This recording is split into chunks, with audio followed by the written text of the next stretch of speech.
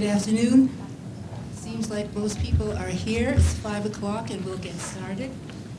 First, I want to thank the Missoula Community Access Television for coming and filming our vendor meeting today. They're doing this through a grant. Let's see. The Media Assistant Grant, and they donated their time to the Missoula Farmers Market. So let's thank them.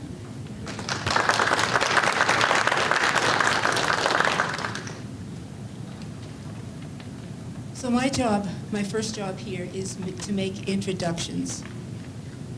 Hopefully, most of you have looked at the agenda, because that's what I'm following. So this is the 52nd or 53rd annual vendor meeting of the Missoula Farmers Market. Isn't that amazing?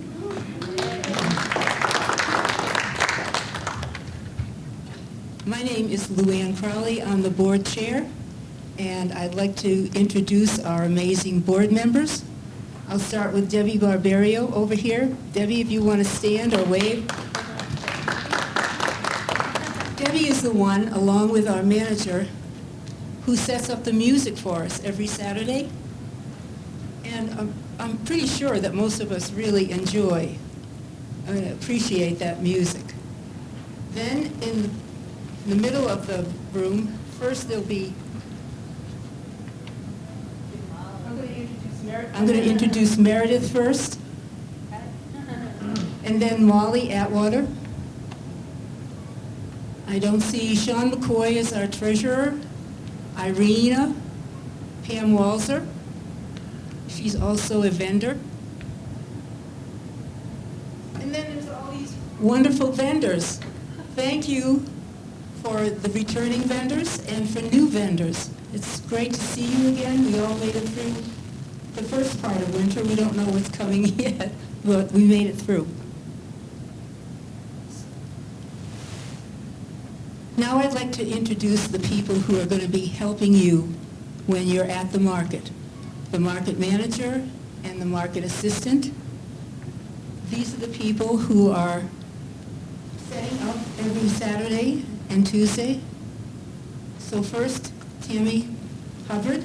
She's a returning market manager. And Troy Gardape. Great wave, Troy. And we also hired another assistant. His name is Austin Skeens. I think you're going to really enjoy meeting him, and he'll be a valuable addition to our market. Now, as you know, the past vendors know that we have representatives from all the partners that we work with who use the food. So first, we're going to have a representative from WIC, then Farm Connect, which does the double snap and the senior coupons, Prescription Produce, and Abundant Montana, and the Missoula County Health Department. So let's start off with Debbie Hirschberg from the WIC department.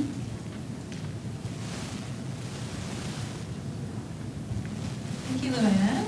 Hi, everyone. My name is Debbie Hirschberg, and my pronouns are she, her. And thank you so much for having WIC here and everybody that's come. I really appreciate it. The WIC program is it's called the Supplemental Nutrition Program for Women, Infants, and Children. And what we are is a nutrition program that provides supplemental foods, but we also provide education. And one of the core aspects of our mission is to connect families with resources that help support them. One of those resources being the farmers market, but the list is kind of endless. WIC started with the Farmers Market Nutrition Program in 1992, and in Montana we started in 2002. The purpose of our WIC Farmers Market Nutrition Program is to increase access to locally grown foods for our WIC population.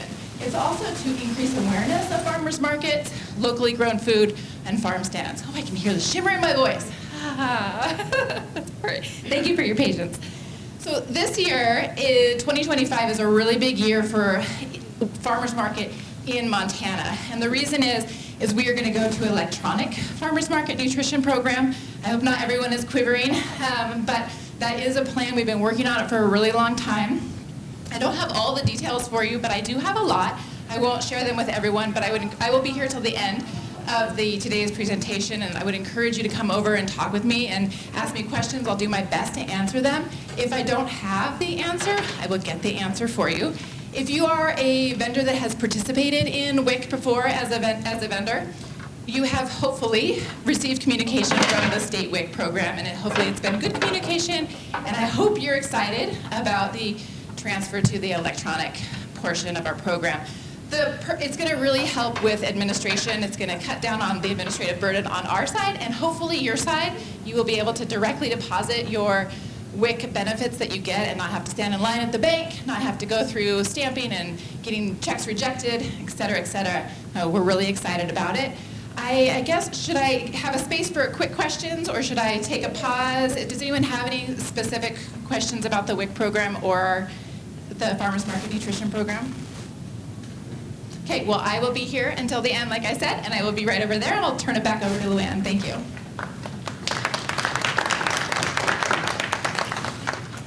Thank you for all who get themselves involved with the WIC program.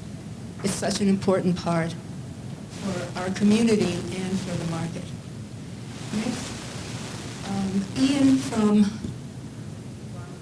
thank you, Farm Connect, which is Double Snap and senior coupons. He was not able to make it, but he sent Tammy all his information, and she's going to present for him.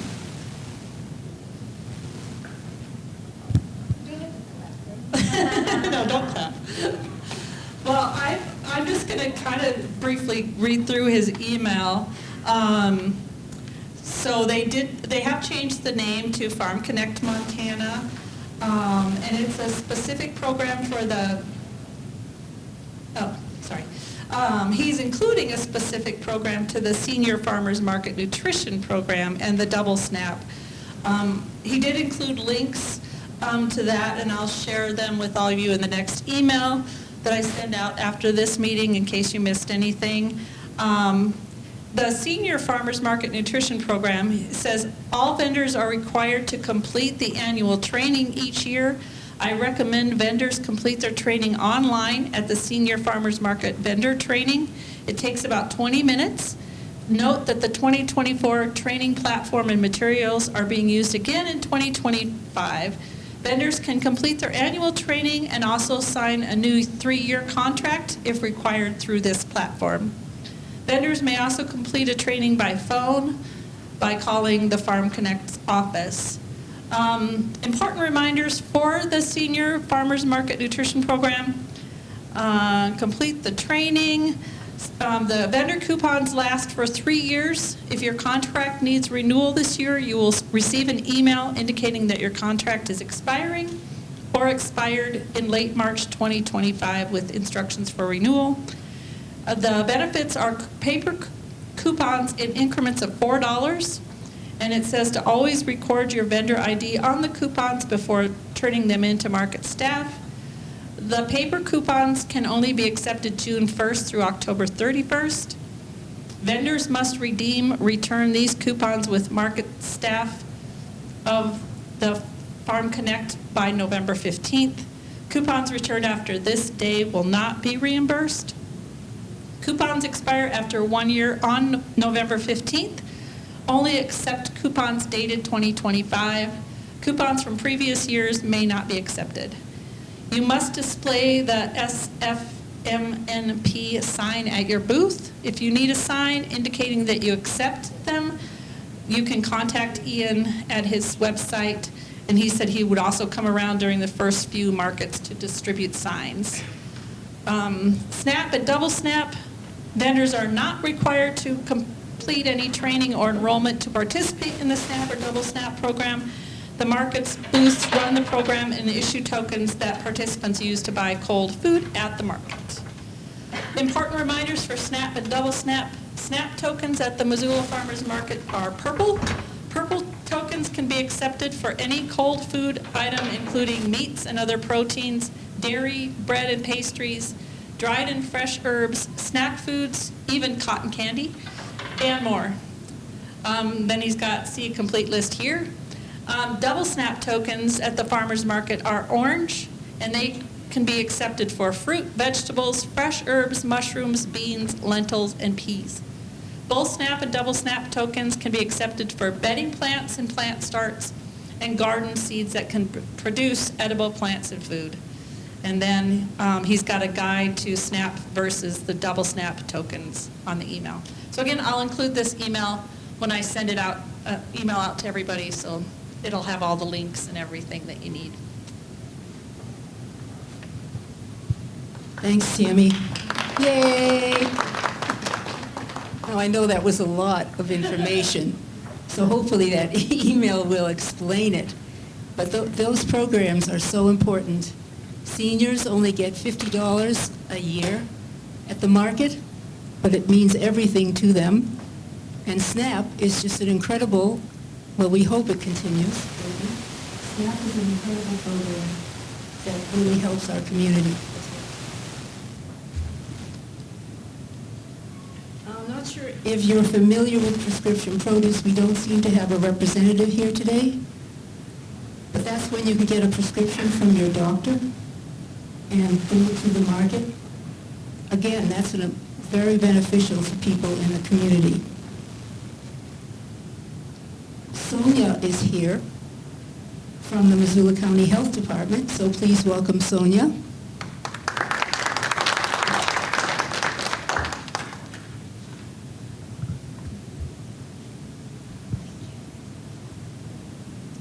Hello, my name's Sonia. I work for the Missoula County Health Department.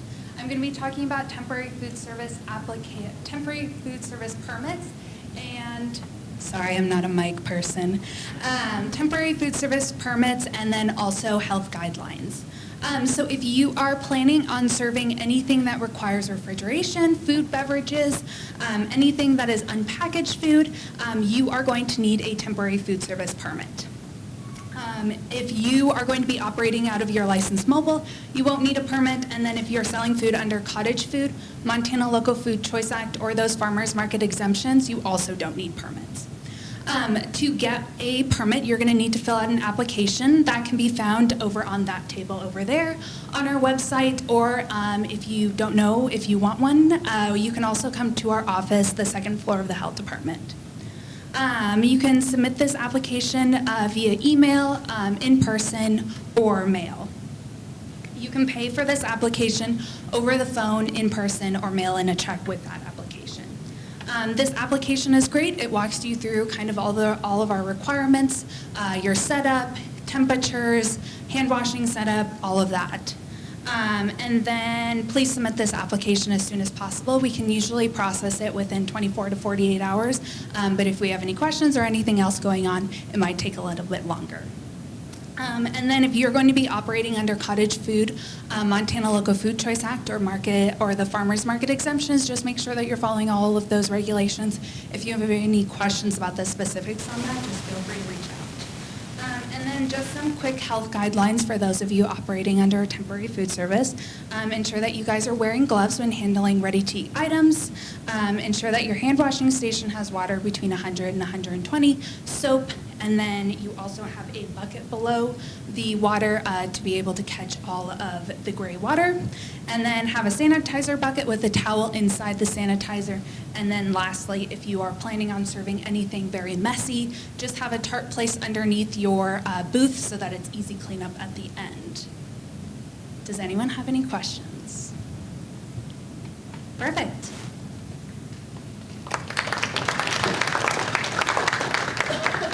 Again, that's a lot of information, especially for new vendors. And you can always check with Sonia or our market manager. Our final representative is Katie from Abundant, Montana. Abundant, Montana has been a really good supporter of the farmers market.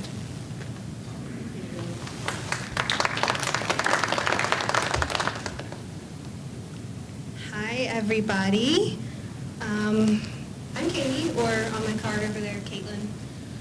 I'm with Abundant, Montana. I serve the Western Territory, which ranges all the way up from Mineral County to about Big Stuff. And I used to be involved with this farmers market, so I recognize some of your faces. Life took me to Abundant, so I opened my arms and now work with growers, ranchers, farmers, and food artisans, again, across the whole western side of the state. So a little bit about why we do what we do is based on a pretty sad statistic that in 1950, 70% of the food that was grown in Montana was consumed by Montanans. Today, that's down to 3%. So our whole goal and the reason that we do what we do is to connect our growers, farmers, producers, ranchers to their consumers so we can get that statistic back up. And our lofty goal is wanting that number to be back up to 33% by 2033.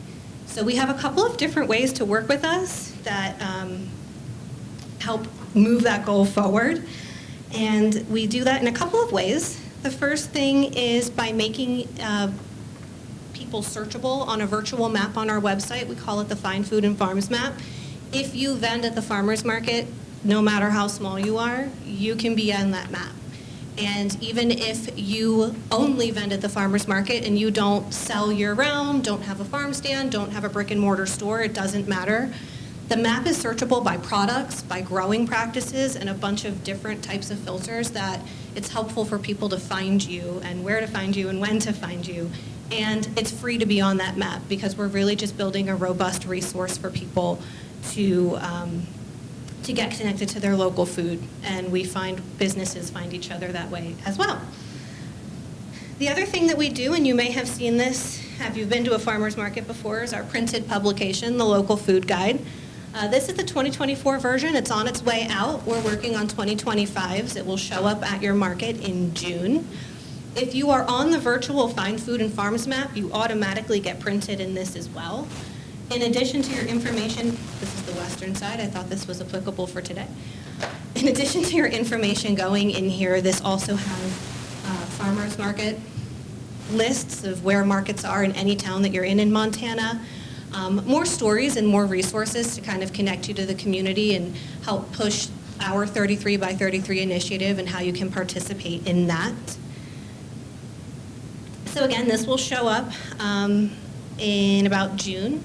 It'll be in Tammy's table. So pick one up, and if you decide to list in the coming month or so, you'll be printed in there. We don't send it to print right away. So there's still time. And again, it's a free resource because the goal is just connecting communities and connecting food to their consumers so more people know how to find you. I'm obviously not much on my feet nowadays, so if I don't make it to the end of this meeting, my card is on that table. If you have any questions, if you do want to list and be on the map, it's available to you, and I'd be happy to help.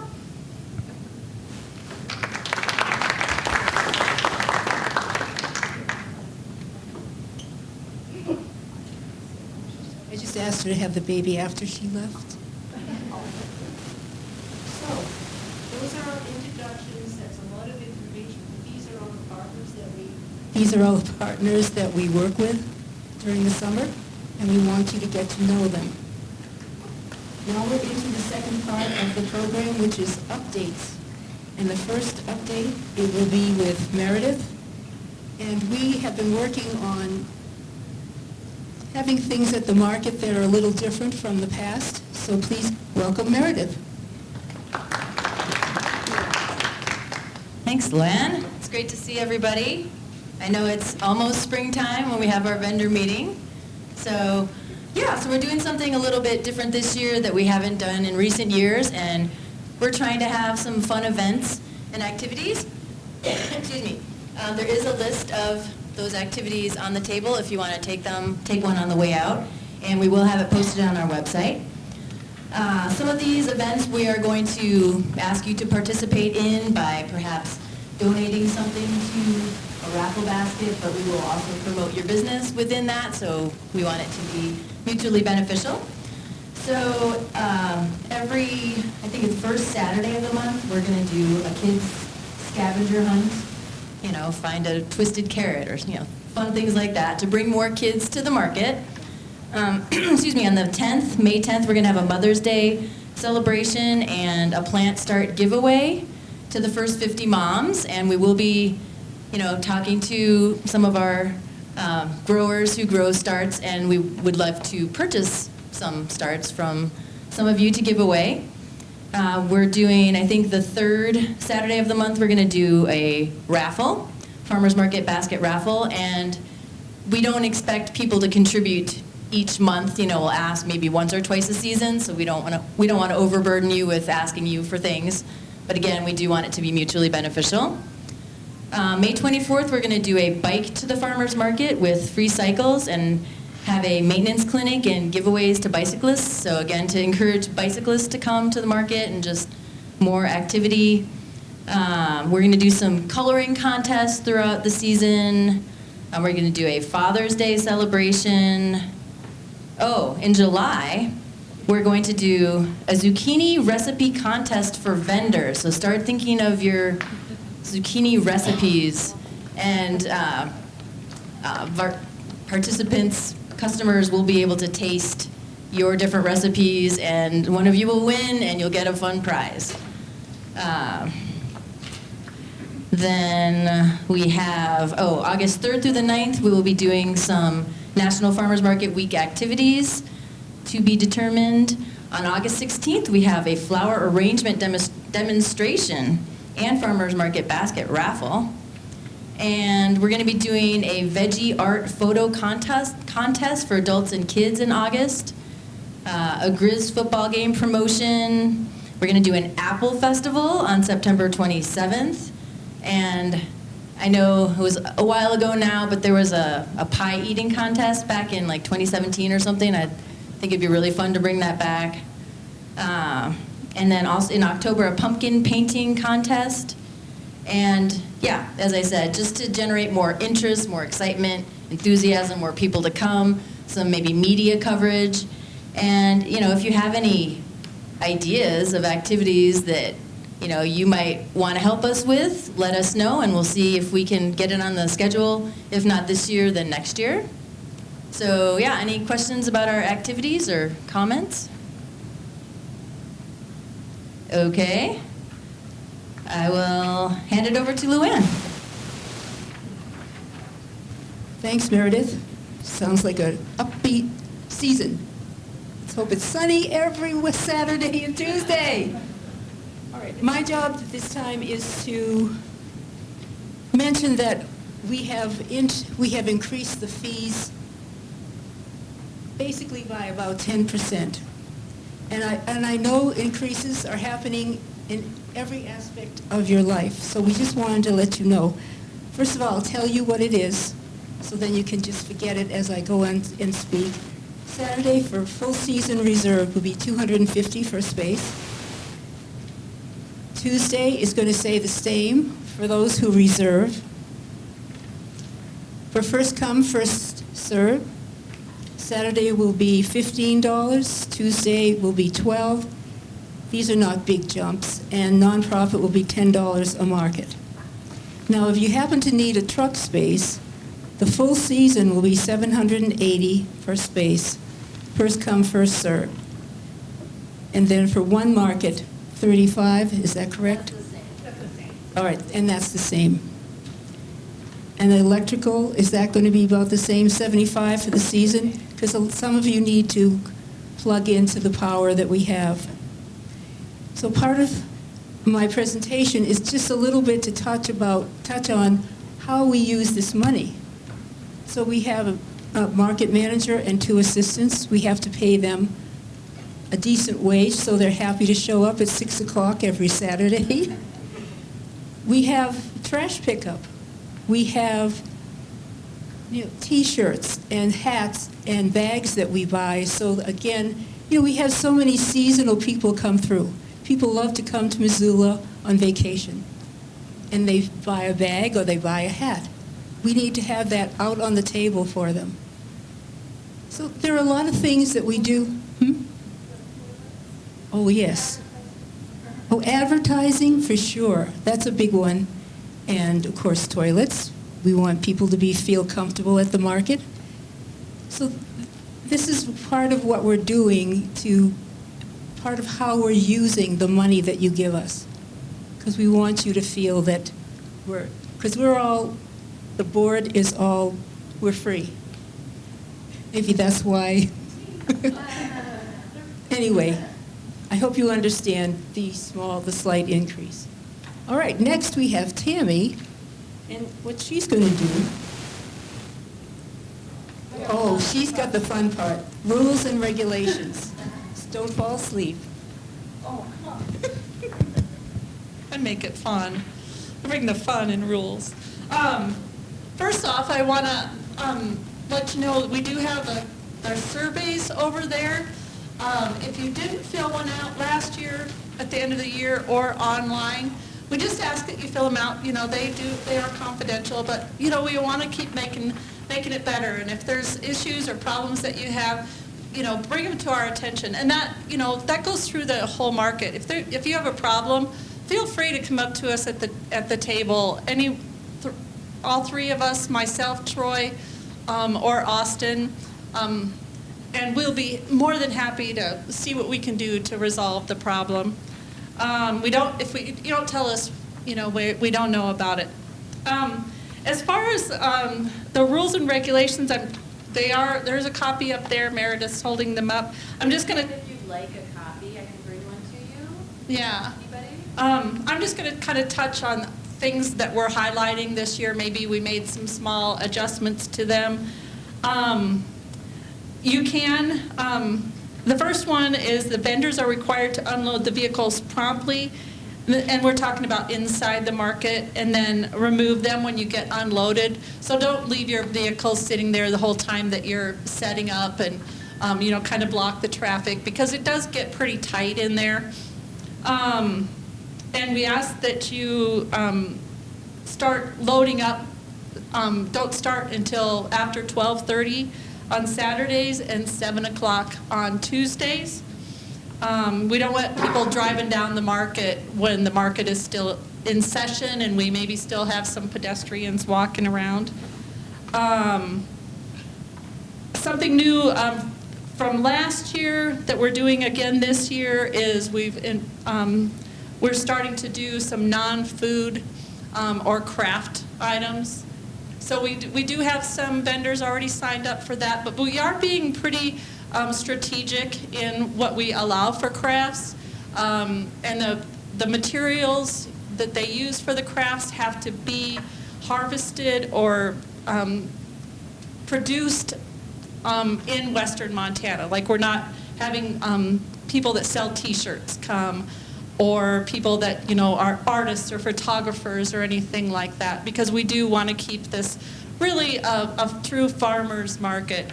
But we like to have some crafts just to have some additional items and additional vendors.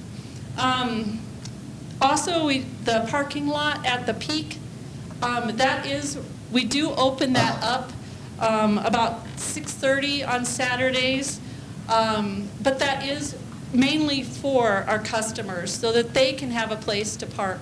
If you need to park there to unload, that's fine, but we ask you to move your car after you're unloaded and keep that as open as we can for the customers. And then once I put the gate back down, it's difficult to get back in and out, so we ask that you are, you know, out by about 1. Usually I do it the last thing. Really, the big thing this year that we're going to enforce is our spaces are 6 by 9. A lot of the tents are 10 foot. If you have a 10-foot tent, we are requiring that you purchase 2 spaces this year. And we will be, you know, we'll have them better marked than we've had in the past. So we just ask that, you know, if you need more than 6 foot, that you pay for 2 spaces. Also, we'd like to have the vendors post your name and a phone number or address in your space so we can kind of keep track of who's selling what. It's amazing how many questions and emails I get. People say, oh, I stopped while I was driving through and I bought this amazing jelly and I'd like to have them ship me some more. And if you have the name on there, it really helps the customers. Hopefully they'll pay attention. Or if you have your name on the jar or whatever, that really helps. The full season fees must be paid by May 31st, and after that date, our first market is the 3rd, so we are giving you the whole month of May. And after that, it will be non-refundable. So just keep that in mind. And then, of course, the last 2 markets of the season, we condense it to just 1 street. And then in October, we change the times. We start an hour later. And then the tokens, we just ask, and I think it went really smoothly last year. We just ask that you bring them to the booth to redeem, to give us plenty of time to count them, or else wait until the next week to come and pick up a check. I think it worked really well last year. So, does anybody have any other questions or comments? Question. So the last 2 weeks of market, you're condensed to 1 street. Is that the street or the parking lot side? I think we did it in the parking lot, if I remember correctly. No, we did it in the street? Okay. I guess we did it in the street. Because I don't remember that from last year. I don't remember that either. We did not condense. We didn't condense. I didn't think so. I'm just reading what was written for me, so. Maybe we had enough vendors that we didn't need to. So, We just don't want it to look really sparse with everybody kind of spread out. Yeah. At the end of the market, some people aren't coming anymore. So we just want it to be more aesthetically pleasing and easier for the customer. I guess we can kind of play that by ear. I'm pretty flexible. All right. And back to Thanks, Jimmy. I thought that was fairly clear. One thing we didn't put on the agenda, which is very exciting, I'm not sure, and I hope you've realized it because it's sitting in the middle of the market and things like that. It's there every Saturday, but after a while you don't even see it. It's the good old 1356 steam engine. And that is a hero. That engine, in the 1908, they call it the Great Burn, over near Moscow, not Moscow, but Wallace, Idaho. That engine went and picked up people who were evacuating and took people who were going to fight the fire back to Wallace, Idaho. That engine came to Missoula in 1955. It was given to the city. Well, one of the men involved in that, he has like 1,000 pictures over at the Museum of the Rockies. His daughter has taken it upon herself to clean that baby up so that it shines and it looks the way it should feel. We are so lucky to have that engine right there. Hopefully we'll have days where, if the city allows us, it would be great to take the fence down. She already asked me if we could open the market with a whistle once in a while. So I hope that's going to be a good draw for our community, for that engine to be shiny. Well, as you know, we're at the time where if you haven't signed up online, there's a space over there where Tammy is where you can pay your registration fee and get a receipt. Anybody have any questions or comments before we go to that stage? Thank you folks so much for coming. We welcome all the new vendors, old vendors, I won't call them old, but seasoned vendors are so wonderful and they will help you out if you ever have any questions. And I'm very excited to start May 3rd. All right, good evening.